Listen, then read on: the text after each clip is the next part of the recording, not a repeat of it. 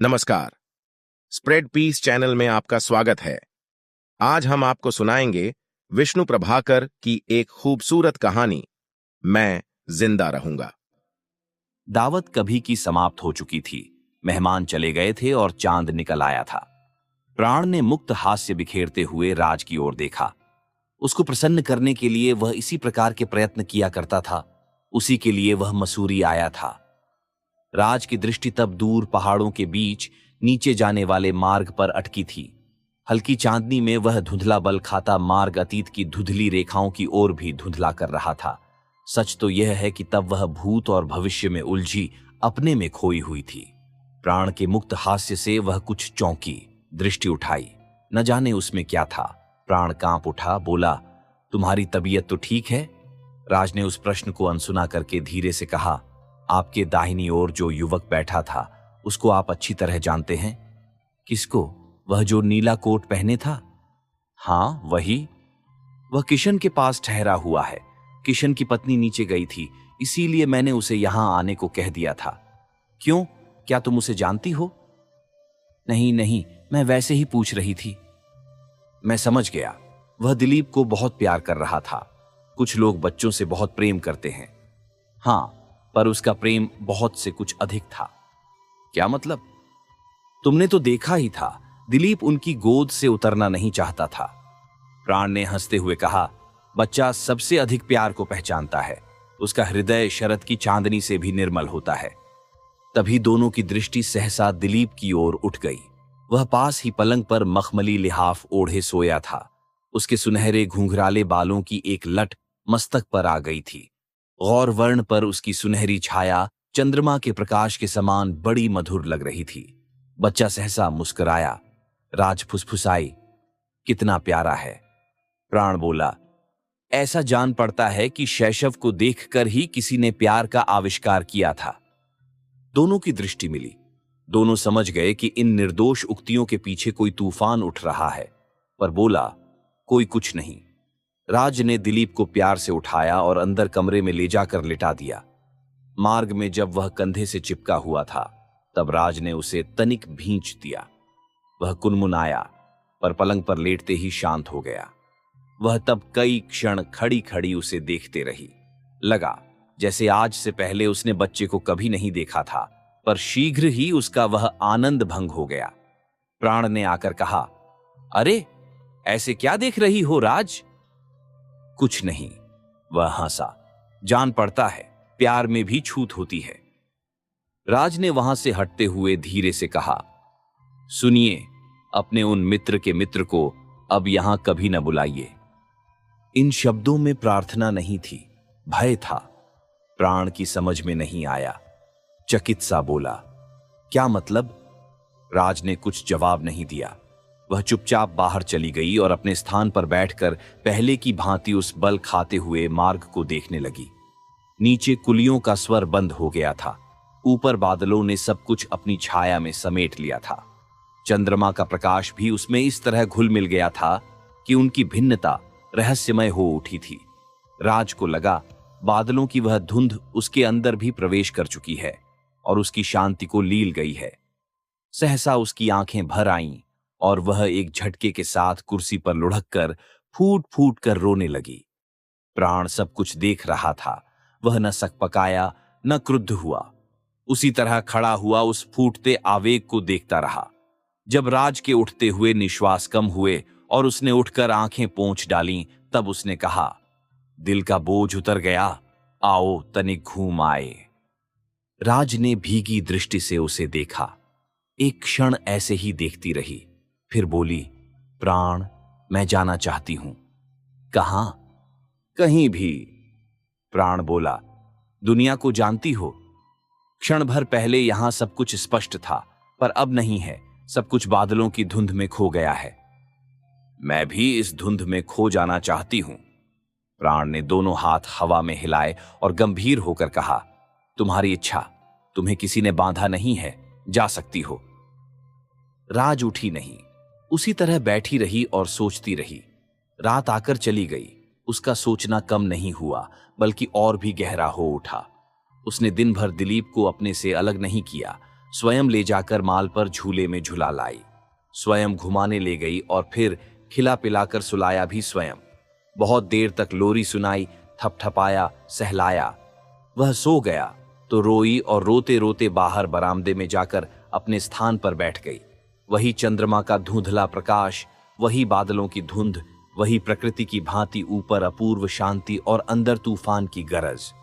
प्राण ने आज राज को कुछ भी न कहने का प्रण कर लिया था। वह उसकी किसी इच्छा में बाधा नहीं बना। अब भी जब वह दृष्टि गड़ाए उस बल खाते मार्ग को ढूंढने की विफल चेष्टा कर रही थी, वह कुर्सी की पीठ पर हाथ रखे हुए खड़ा था। तभी लगा कोई जीने में आ रहा है। राज एकाएक बोल उठी, वे आ गए। कौन? आपके मित्र के मित्र। वाक्य पूरा भी न हो पाया था कि वे मित्र बरामदे में आते हुए दिखाई दिए। प्राण ने देखा वे अकेले नहीं हैं, उनके साथ एक पुरुष तथा एक नारी भी है। दोनों सभ्य लगते हैं। नारी विशेष सुंदर है, पर इस समय वे अतिशय गंभीर हैं। उनकी आंखें बताती हैं कि वे व्यग्र भी हैं। प्राण उन्हें देखकर कांपा तो, पर आगे बढ़कर उसने उनका स्वागत भी किया। मुस्कुराकर बोला, आइए आइए, नमस्ते। किशोर नहीं आए? जी, किशोर नहीं आ सके। बैठिए, आइए, आप इधर आइए। बैठ चुके तो प्राण ने अपरिचितों की ओर देखकर पूछा, आपका परिचय?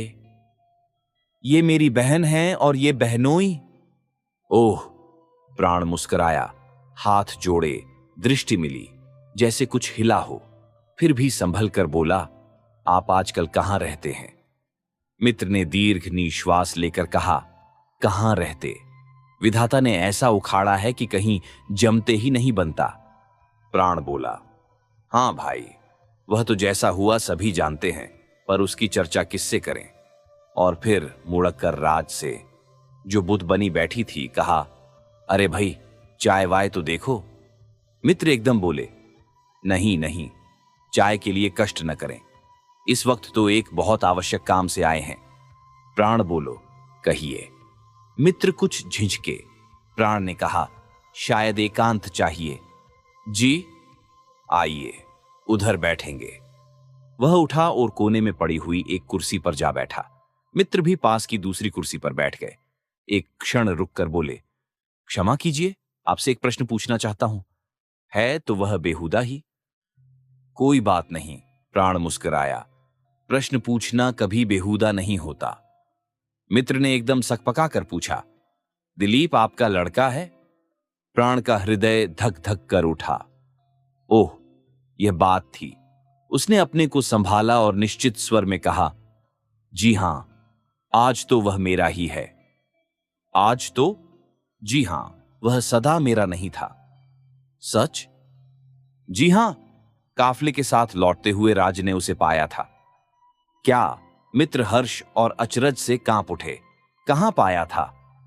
लाहौर के पास एक ट्रेन में। प्राण बाबू, आप नहीं जानते ये बच्चा मेरी बहन का है। मैं उसे देखते ही पहचान गया था। ओह प्राण बाबू, आप नहीं जानते उनकी क्या हालत हुई।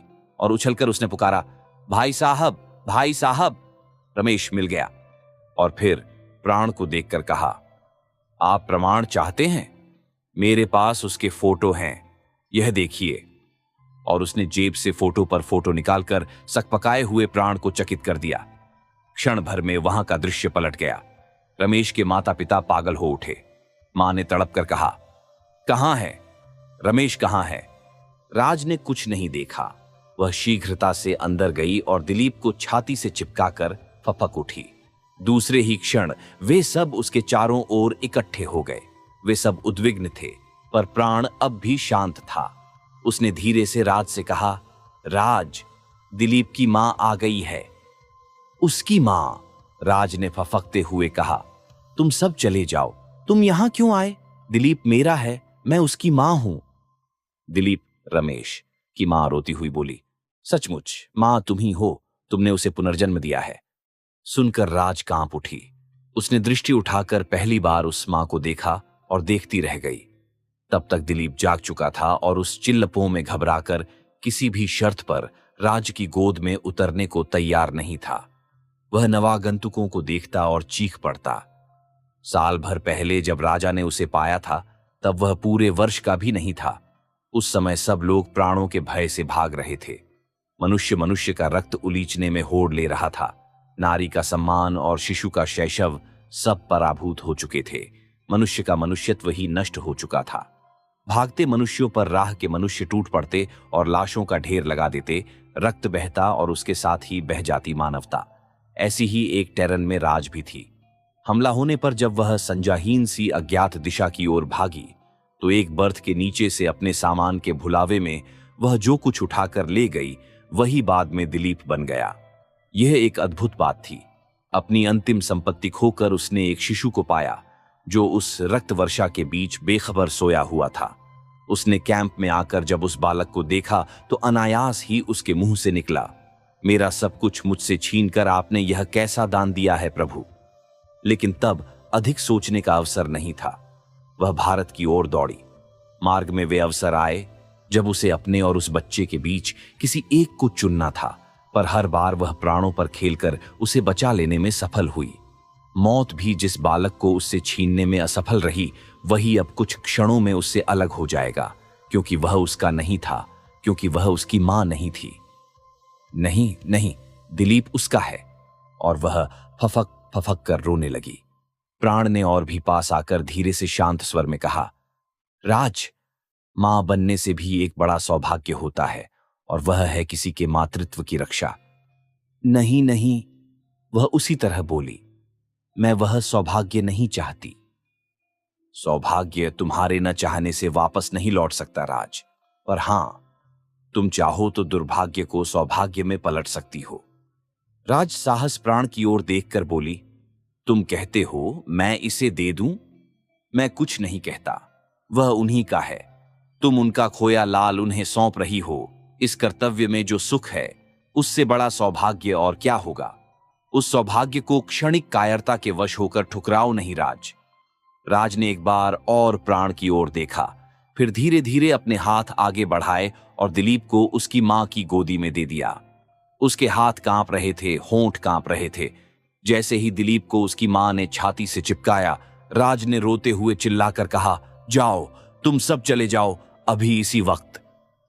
प्राण ने कोई प्रतिवाद नहीं किया, बल्कि जीने तक उनको छोड़ने आया।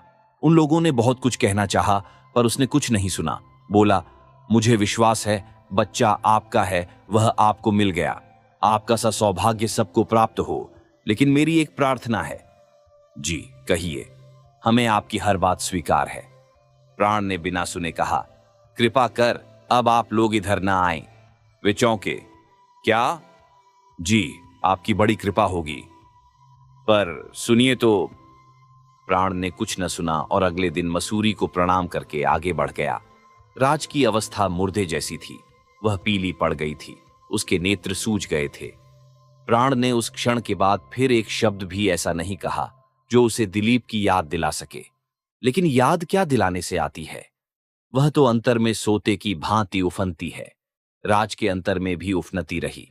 उसी उफान को शांत करने के लिए प्राण मसूरी से लखनऊ आया, वहां से कलकत्ता और फिर मद्रास होता हुआ दिल्ली लौट आया।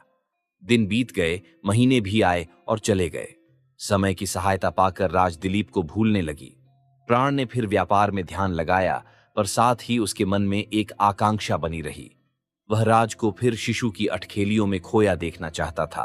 वह कई बार अनाथालय और शिशु गृह गया, पर किसी बच्चे को घर न ला सका। जैसे ही वह आगे बढ़ता, कोई अंदर से बोल उठता, न जाने कौन कब आकर इसका भी माँ बाप होने का दावा कर बैठे, और वह लौट आता। इसके अलावा बच्चे की चर्चा चलने पर राज को दुख होता था, कभी कभी तो द्वारा भी पड़ जाता था। वह अब एकांत प्रिय, सुस्त और अंतर्मुखी हो चली थी। प्राण जानता था कि वह प्रभाव अस्थायी है। अंतर का आवेग इस आवरण को बहुत शीघ्र उतार फेंकेगा। नारी की जड़ें जहां हैं, उसके विपरीत फल कहां प्रकट हो सकता है। वह एक दिन किसी बच्चे को घर ले आवेगा, और कौन जानता है तब तक। वह इसी उधेड़ बुन में था कि एक दिन उसने होटल से लौटते हुए देखा कि एक व्यक्ति उन्हें घूर घूर कर देख रहा है। उसने कुछ विशेष ध्यान नहीं दिया, लोग देखा ही करते हैं। आज के युग का यह फैशन है। उसके पड़ोस में एक सज्जन रहते हैं, जब तब अवसर पाकर छत की दीवार से झांककर राज को देखा करते हैं। राज ने कई बार उनकी इस हरकत की शिकायत भी की थी, लेकिन अगले दिन, फिर तीसरे दिन, चौथे दिन, यहां तक कि प्रतिदिन वही व्यक्ति उसी तरह उनका पीछा करने लगा। अब प्राण को यह बुरा लगा। उसने समझ इसमें कोई रहस्य है, क्योंकि वह व्यक्ति राज के सामने कभी नहीं पड़ता था और न राज ने अब तक उसे देखा था। कम से कम वह इस बात को नहीं जानता था। यही सब कुछ सोचकर प्राण ने उस व्यक्ति से मिलना चाहा। एक दिन वह अकेला ही होटल आया और उसने उस व्यक्ति को पूर्ववत अपने स्थान पर देखा। प्राण ने सीधे जाकर उसके कंधे पर हाथ रख दिया। वह व्यक्ति एकदम कांप उठा, बोला, क्या क्या है? प्राण ने शांत भाव से कहा, यही तो मैं आपसे पूछने आया हूं। अचरज से वह व्यक्ति जिस तरह कांपा, उसी तरह एकदम दृढ़ होकर बोला, तो आप समझ गए? क्षमा करिए, मैं स्वयं आपसे बात करने वाला था। अब तक क्यों नहीं कर सके? उसने उसी तरह कहा, क्योंकि मैं पूर्ण आश्वस्त नहीं था, और आप जानते हैं, आज के युग में ऐसी वैसी बातें करना मौत को बुलाना है। प्राण उसकी वाणी से आश्वस्त तो हुआ, पर उसका हृदय धक धक कर उठा। उसने कहा, आप ठीक कहते हैं, पर अब आप निसंकोच होकर जो चाहें कह सकते हैं। वह बोला, बात ऐसी ही है, आप बुरा न मानिए, आप कहिए। वह तनिक झिझका, फिर शीघ्रता से बोला, आपके साथ जो नारी आती है वह आपकी कौन है? आपका मतलब? जी। प्राण संभला, बोला, वह मेरी सब कुछ है और कुछ भी नहीं है। जी, मैं पूछता था, क्या वे आपकी पत्नी है? मेरी पत्नी? जी। नहीं। नहीं? जी हां। आप सच कह रहे हैं? उसकी वाणी में अचरज ही नहीं, हर्ष भी था। जी हां, मैं सच कहता हूं। अग्नि को साक्षी करके मैंने कभी उससे विवाह नहीं किया। फिर लाहौर से जब भागा था, तब मार्ग में एक शिशु के साथ उसे मैंने संज्ञाहीन अवस्था में एक खेत में पाया था। तब आप उसे अपने साथ ले आए? जी हां। फिर क्या हुआ? होता क्या? तब से वह मेरे साथ है। लोग उसे आपकी पत्नी समझते हैं। यह तो स्वाभाविक है। पुरुष के साथ इस तरह जो नारी रहती है, वह पत्नी ही होगी। इससे आगे आज का आदमी क्या सोच सकता है? पर आप ये सब बातें क्यों पूछते हैं? क्या आप उसे जानते हैं? जी। वह कांपा, बोला, वह मेरी पत्नी है। आपकी पत्नी? प्राण सिहर उठा। जी। और आप उसे चोरों की भांति ताका करते हैं?